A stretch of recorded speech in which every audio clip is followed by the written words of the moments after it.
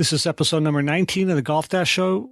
Roy Palmer, skillfully learn how your brain-body interact with the Alexander Technique. Welcome to the Golf Dash Show, where we're dedicated to helping you play the golf of your dreams by providing cutting-edge information and actionable advice from world-class experts. And now your host, Doug Down the Fairway Farrick. Hey everyone, I think you're really going to enjoy today's guest. His name is Roy Palmer, and he is a world-renowned expert in the Alexander Technique. He is also a sports performance specialist and not only works with golfers, but many, many other athletes throughout the world. And for those of you who don't know what the Alexander Technique is, it's a remarkable, simple, but powerful method for learning to skillfully control how your brain and body interact, allowing you to better coordinate your movements while increasing the accuracy of your mind's thoughts and perceptions. Roy is also the author of a number of books, and one of them is called Golf Sense, and I highly recommend it. So without further ado, here's Roy. Hi, Roy. Welcome to the Golf Dash Show. Well, thanks for inviting me on, Doug. Great. Usually, Roy, I like to get just a little bit of context on yourself and your background. Can you just tell us a little bit about yourself? Yeah, sure. As far as I can remember, I've always been interested in sport. I remember playing games in the back garden with my brother when I was 3 or 4. We went on to play football or soccer, as you know, cricket, martial arts, did quite a bit of athletics, and I'm now actually an athletics coach. But following a lot of injuries I was suffering with the various sports I was doing, that's how I found myself getting involved in the Alexander Technique. And I had one session and was hooked, amazed at the difference that it made to, how I viewed my own body and how I moved and how I did my various sports, that at the earliest opportunity I took redundancy, trained as a teacher myself, and I completed the 3-year course in 1998.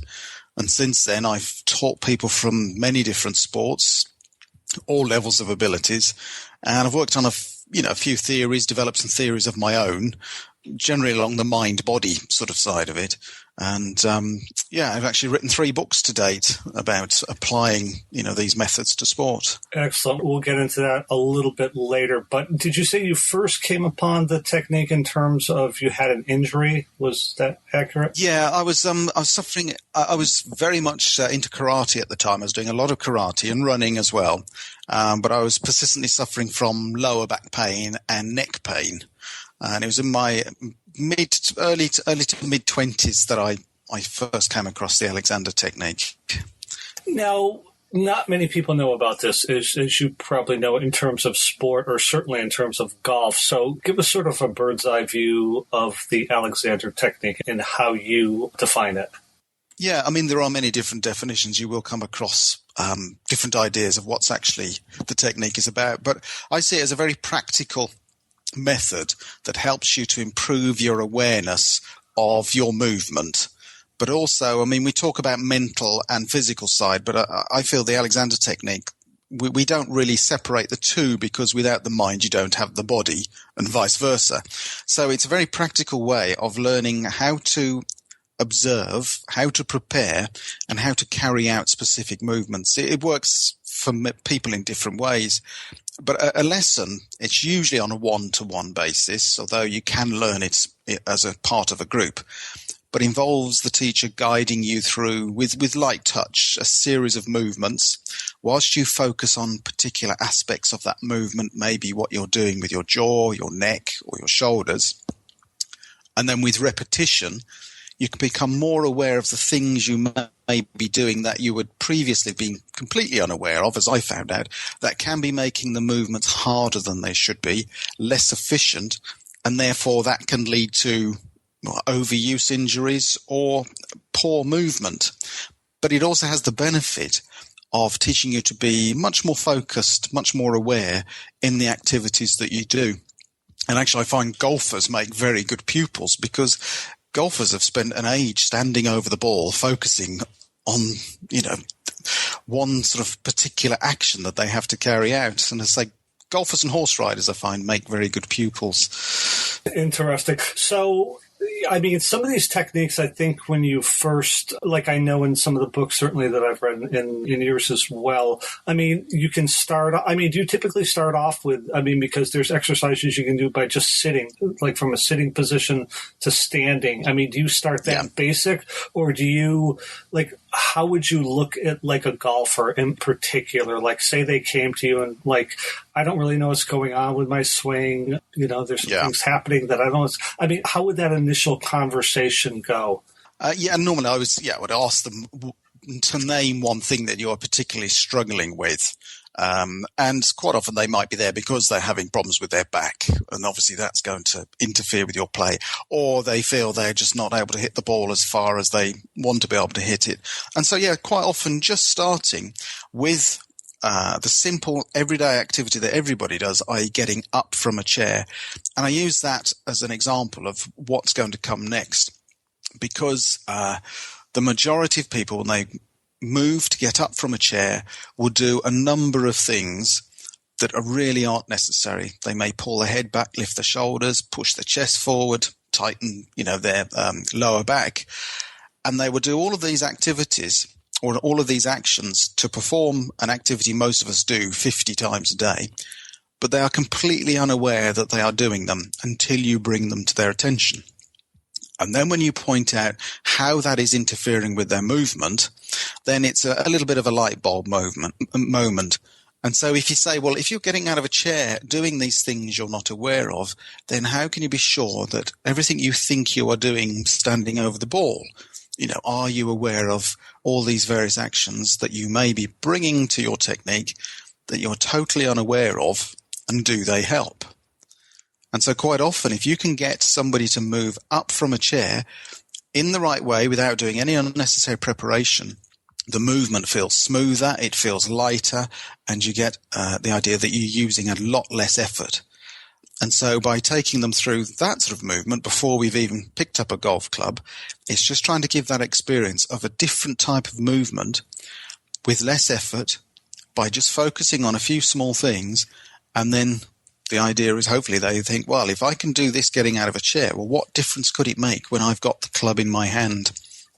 Yeah, that was sort of like a light bulb moment for me as well. I'm going like, this, it sounds so simple, but it's really kind of like revolutionary, like on another level too. So it's pretty cool. But talk to us about now, we're kind of veering into like habits a little bit, and like how, obviously, when we're getting set up to the ball and going through our pre-shot routine, I mean, pros may be a little bit different, but, AMs, typically don't have an overly maybe refined process in terms of that. So talk to us about how we can better understand our habits so we can kind of improve on that level. Yeah, sure.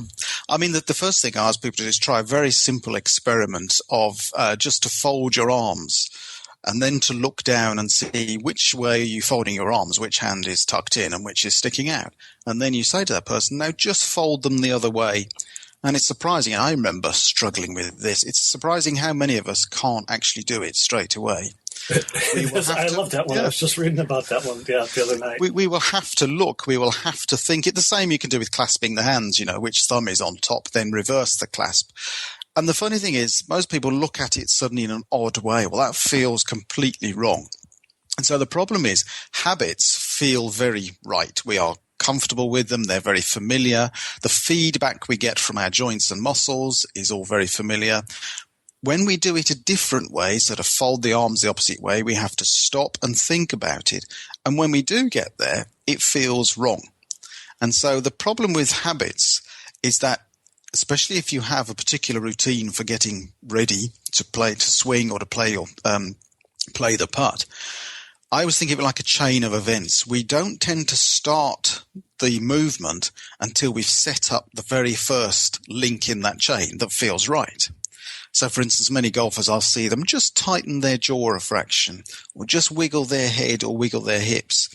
And so the problem is, as soon as you put that first link of the chain in place, everything else will follow along.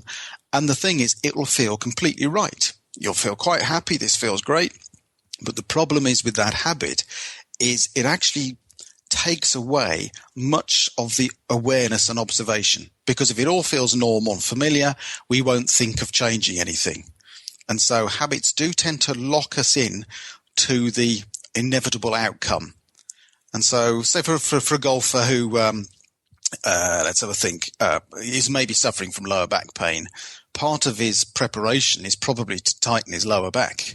And he will continue to do that because it feels right. Even maybe at an intellectual level, he may understand that is not going to help. It won't help with his movement. It's going to cause problems with the muscles eventually. But of course, once we've put that first link in the chain in place, it all flows through. And the problem is the outcome is normally the same. Quite often not one we want. So I guess in some ways it sounds like we're sort of deconstructing our consciousness, if that's kind of a highfalutin way, I guess, of saying it a little bit, but we're really trying to bring the unconscious to sort of a conscious level in some ways. It is, yeah, because as I say, with the habitual movements and the well-rehearsed movements, and many times they are fine. We've practiced it enough, although I always bear in mind the saying, practice makes permanent, not necessarily perfect. But yes, it's trying to break down the events without thinking of the end, what you're trying to gain at the end of it. Because as soon as we think, I've got to hit this ball, we will set those chain of events in place. In athletics, they call it the kinetic chain, things that have to happen at a certain time. But actually, funny enough, I was in preparation for this, I was just reading through some of the things I use when I research for my book. And one of my favorite quotes is by Ben Hogan. And he says, if you reverse every natural instinct and do the opposite of what you are inclined to do, and you will probably come very close to having a perfect golf swing. So he sort of sums it up in a sentence. I love that. When I was researching, I thought, I had these ideas from an Alexander point of view, but to see somebody with the likes of Ben Hogan to say this, he's obviously experienced that. And I know golfers can get so frustrated because they have a particular problem and they try really hard to correct that. But the problem is the harder they start trying, the more likely they are to put that very first link in the chain in place, or quite often look too far down the line. Or they think, it may be my grip, or it may be, my stance. But the trouble is, to correct that, you've got to go right back to the very start, or before you even start that movement, to change what's going to come down. So to deconstruct, as you said, to bring it to a conscious level.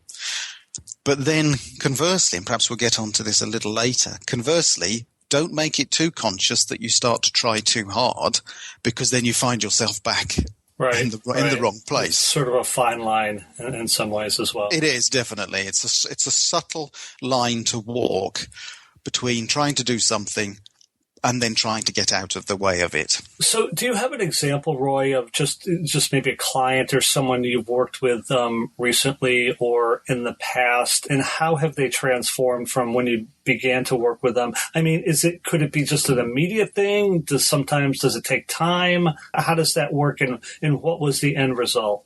Sometimes it can be instant.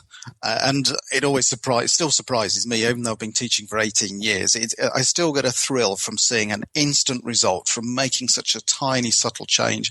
I'll give you an example. A golfer, he'd been playing for about 12 years. Generally, his short game was good, but he always felt he should be able to hit. Was this an amateur, professional? Amateur. Okay.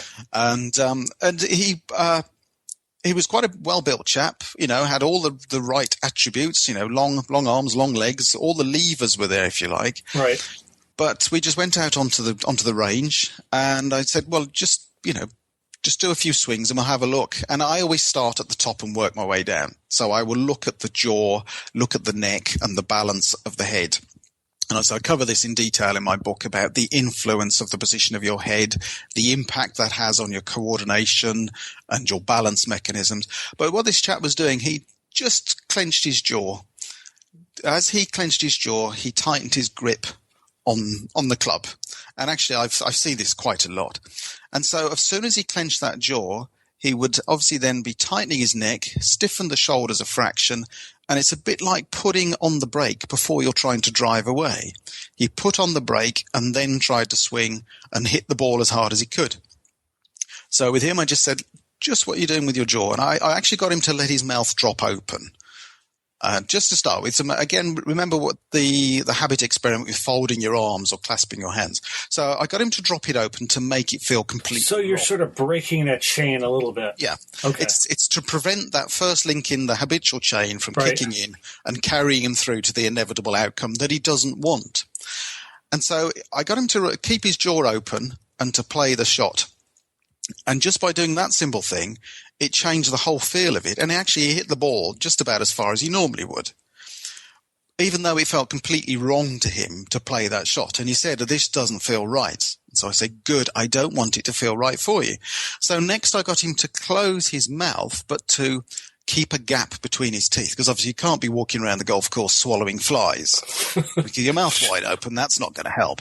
So I just got him to be aware of the contact his lips were making with each other whilst keeping his jaw relaxed and keeping a soft face.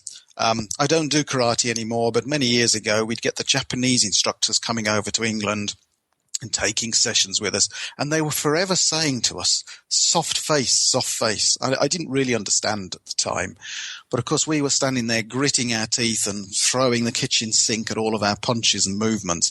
Whereas if you sparred with some of these Japanese, you could look at them across, the arena from you, and they would have a completely relaxed face, which meant you couldn't see what was coming because there was no sign of any preparation they were about to attack.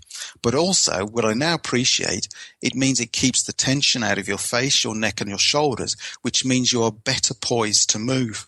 So once this chap closed his mouth a little, just was aware of the contact of his lips, and to keep this soft face and not to try to hit the ball hard, he swung so much more freely, and he added about 8 yards to his shot there and then. And, of course, with a little bit of practice, that became part of his preparation. Obviously, he'd already lined up his shot and knew what he was doing, but just that one small thing. And so you do sometimes see an instant result, which is great, because immediately you reinforce that sort of the feedback loop, i.e. I do this one thing and this thing happens. So the cause and the cause and effect is seen instantly. I was just going to say, it's almost in some ways it's not surprising that you see that because we're so unconscious about these like habits that we have that it's like, oh, I didn't know I was doing that. I just do it, so it's like, oh, that's interesting. And, obviously you can't see it for yourself. I mean, someone really, it's obviously of a much greater benefit to have, someone watching you. Absolutely. I mean, it's a cruel trick of nature habit, because we are the last people to be aware of it. Our spouses will say, oh, you always do that. And you think, do I? And, they will pick something up that you don't see for yourself. Sure. And it's that sort of awareness that, yes, you need somebody else to look. I mean, actually, you can find out things for yourself. So you can sort of have a few little, if you like, a little mental tick list that you can go through. So it is possible, but of course you've got to know what you're doing first. Sure. Alexander, one of his best quotes was, you can't stop doing things that you don't know you're doing.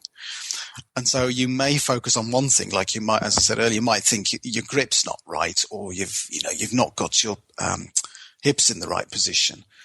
But if that's further down that chain of events, then it doesn't matter what you try to do with your hands, you aren't going to change it because it's something earlier on that's leading to that. And because the moment you come to swing, that's when you're going to revert to what feels right, especially if you're in, in a game that has some importance on it. I've worked with a few pros over the years, and it can be harder for them because although they have obviously the skill level, they are as good as they are because they are consistent. And that's the one thing that frustrates so many, amateurs, well, even pros, is the inconsistency. How can I play one shot so well? I think I use the example, but you play, 2 sublime shots to get onto the green and then miss the simplest of putts. That's one of the frustrations, but also the beauty of the game. It's the inconsistency, the unpredictability of it.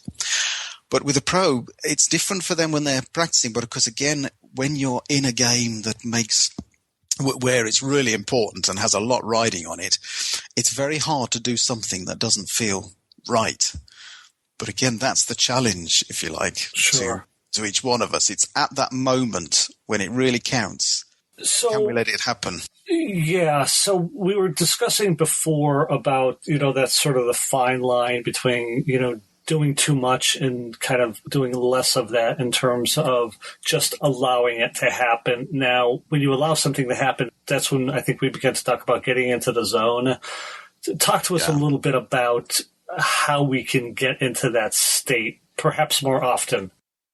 I mean, this has been a subject that's fascinated me for years, the zone, or I work with a lot of actors and performing arts people now, and they call it the flow. But it's that state where whatever you do, and we've all experienced it at some point, it can be away from the golf course, in any sort of aspect of our lives, when everything we do just seems to, you can play with ease, it feels natural, it feels effortless, and yet you're playing some of your best shots. We can interfere with that by thinking, well, great, I must be in the zone. And sometimes that awareness that we're in the zone can take us straight out of it. So getting into it, the best way I can try to describe it is comparing it to trying to get to sleep. If we go to bed at night, you don't get to sleep by trying to close your eyes shut tight and lying in bed thinking I must sleep. You're interfering with a natural process. Most kids have experienced this on Christmas Eve. Go to bed, you want to get to sleep because you can't wait for Christmas. and it doesn't happen. To get to sleep, you need a dark room, you need to be warm, you need to be comfortable, and your mind needs to be at ease. Anything that interferes with that is not going to help. And getting into the zone, I find it helps to be in the moment. So you hear terms about being in the moment. It's a very Zen sort of approach.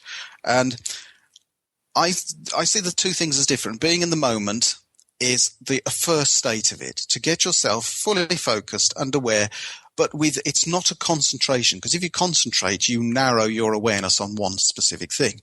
It's opening up your awareness. So simple little things. I say to a golfer, maybe start from the floor. Be aware of your toes in your socks. Is there a little bit of movement in your ankles? Can you feel your ribs moving, or the air flowing in and out of your nose? Be aware of the touch of your clothes on your skin. And then take it more into golf, be aware of your hands on the handle. So it's focusing on these things without concentrating on. You're aware of them. You're aware there are messages that you're receiving, and it's got to be relevant to what you're doing. So you can't suddenly become aware of, if I sink this putt, I'm going to beat the boss. Because that's actually further down the line. That's taking you out of the moment to something that's going to happen. It's got to be what's happening now. Now, if you have any anxiety of the outcome of what you're about to do, that is going to keep you out of the moment. So it's almost like I couldn't care less about what's going to happen. And I often ask this question to people in any sport or in any sort of whatever they're doing, is if you want to try harder, what do you think you're actually doing? And for most of us, trying harder normally means furrowing our brow, tightening our neck and shoulders, focusing on something. And again, focus means to narrow your awareness down to one specific thing. Whereas if you keep that awareness open, staying in the moment, and again, trying not to care about the outcome of your shot. One golfer I worked with, he said what was liberating for him was this idea of being in the moment. So he said, I've chosen my club, I've lined up the shot, and now I'm over the ball. I don't have to think about those things. He's already done that. He's made his preparation. So all I have to think about is staying relaxed and just letting the club do what I want it to do. And so it's just trying to focus on the one specific thing. And you can't think too far down the line, because again, that drags you out of the moment. And quite often, it's, if you can stay in the moment and not care about the outcome and let the your movement flow, then more often than not, you will find that hopefully you'll get the outcome closer to what you were you were aiming at. Yeah, I think it's really that thinking that, especially if, maybe the hole before you had, a bad shot or you shanked it, who knows what happened. I mean, you could hit it into the woods, but it's like, oh, now I did this, now I, get yourself back to the moment and just try, because once you do that, you can kind of release that tension too that you have in your mind and possibly therefore body. It's what they call, isn't it, releasing a bad play. Sure. Put it behind you. It's happened. Whatever you're doing now isn't going to change what just happened. But if you're still thinking on that, it certainly will change what's going to happen. Yeah, hey, it's easy for us to say, right, Roy? It's chopping yourself up. Actually, one of the things I've got into recent years is the javelin. My daughter is actually a very good javelin thrower, and she got me into it. And I can't throw my daughter's 15 and she can still throw further than I can, as much as I try. And I have to put this into perspective. If I try to throw that javelin hard, I completely ruin the technique. And actually I can throw better if I'm just doing a standing throw, because as soon as I add too much to it, then I start to struggle. And plus the fact, I'm 51 now. I've had 30 odd years of bowling a cricket ball patterned in, and the two are not compatible. And so it's interesting trying to take out any thought of trying to throw the javelin any distance and try and stay relaxed and let it flow. And it's great to take it into something new. So anybody try completely new. And this is where we quite often see this beginner's luck thing. Of course. When I was 15, my brother and I, we were on holiday and we had a go at pitch and putt. And I probably held a golf club once on a crazy golf course or mini golf. But on the very first hole, it must have been about, 40 yards. It wasn't too far. But I got a hole in one on the very first hole. And I thought, hey, this is easy. But then once I'd got that, I thought, I'll have a go at this. And the more I tried, the worse I got. And my brother actually got a hole in one on the last hole. But it's quite often this beginner's luck is where we are not bringing anything to the game. But as soon as we start to care about it or think that, I need to focus on this, whereas maybe before it was just totally natural. I'd played many other sports, so maybe that had played a role in the judgment side of it and the swinging of the golf club. But as I said, it's that sort of, as soon as we try to attach importance to it, we start to try and think about getting it right. No, remember that thing about clasping the hands. That feels right. My habit feels right. No, it's totally true. And I'm about the same age. I'm 52. So it's sort of a curse in some ways to get older when you think about the fact. I often go like, man, sometimes I feel like I get caught up in my own sophistication about things. So if you can sort of drop that stuff, like you just mentioned, like I'm trying to throw it. Well, why are you trying so hard? Why don't you just throw it? Why don't you just be it? I always remember something the head of training where I trained at my Alexander course, a chap called Ray Evans. He always said, this work is too important to be taken seriously. Beautiful. And I always remember that because you think, when we say we're trying harder, I'm going to be serious about this, what are we actually doing? We're tensing up. We are bringing too much to it. And again, quite often it's the people who play with the wild abandon. I always think many top sports people are very Zen-like when they're interviewed. They've gone through this process. They've learned things. They've been there, seen it. They've done it. And you can see it in so many sports, the likes of Roger Federer, Thierry Henry, and how many of your listeners would know, the French footballer. Mind you, the French tend to be like that in general, don't they? There are many French sports people who are very Zen-like in their approach. But I think it's that process of learning to do something, observing, learning to do it well, and repeating that process.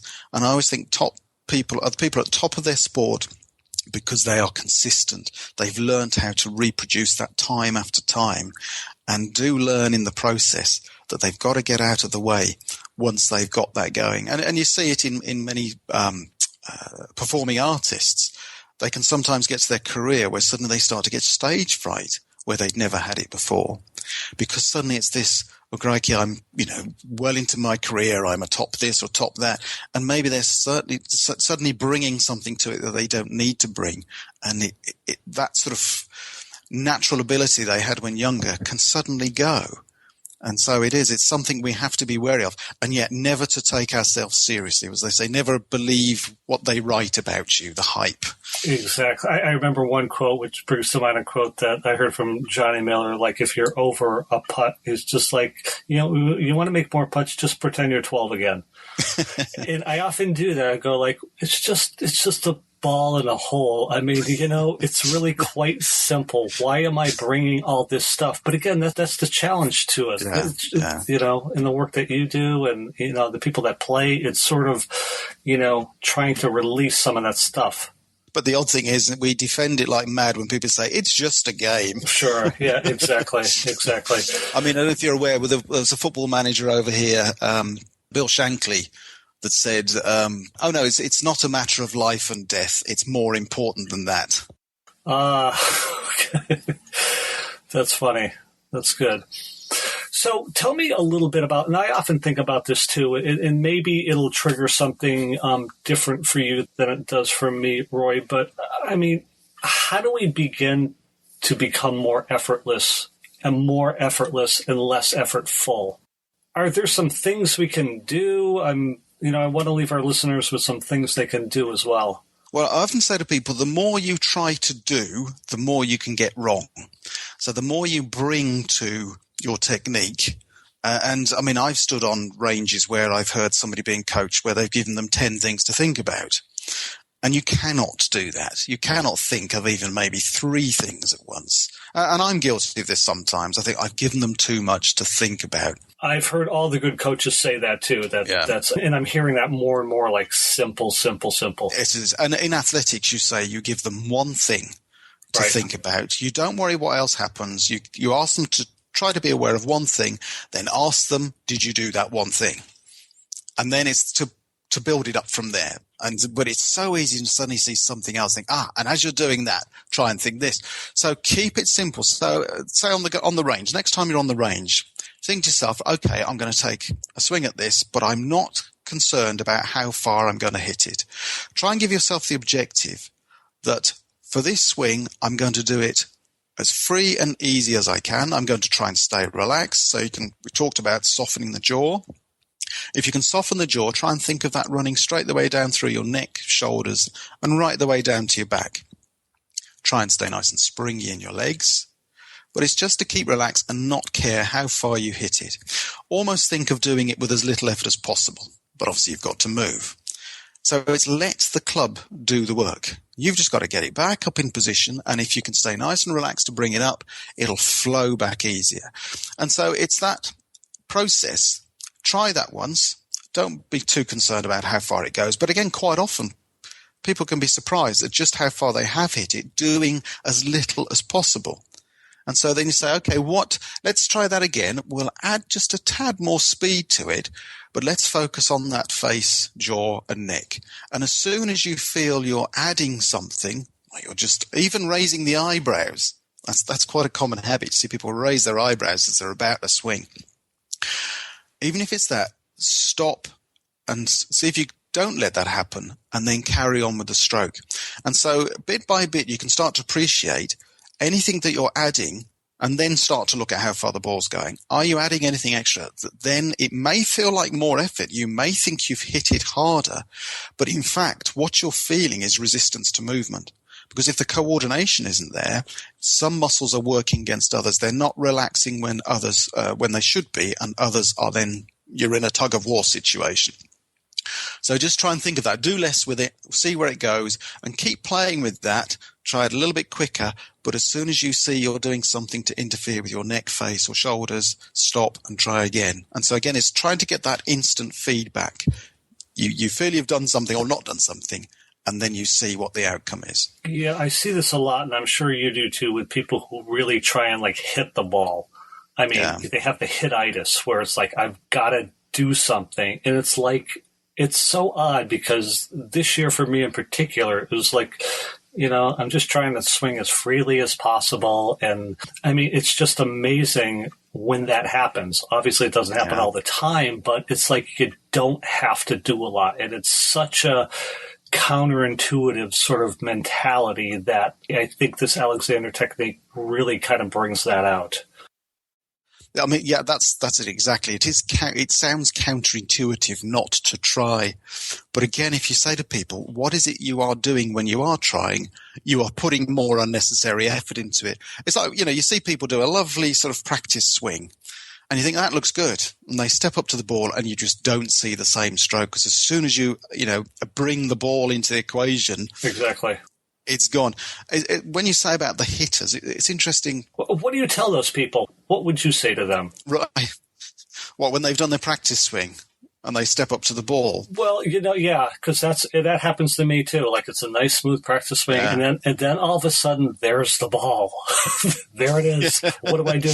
It's to step forward and just maintain that awareness of all of those physical things. And right. Again, you've done everything you've needed to do. You've lined it up. You've got the club you've chosen in your hand. You've done everything except just follow through. So, to swing the club.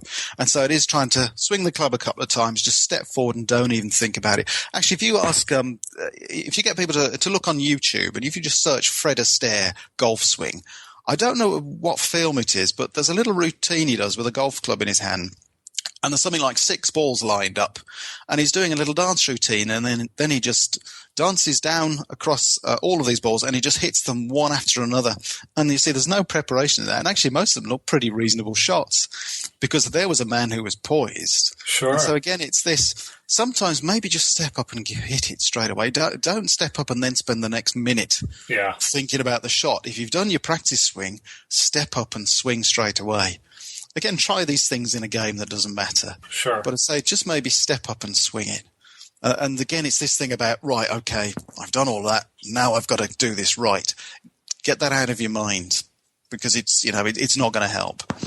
What's a recent aha moment or insight you've had recently that has you particularly excited?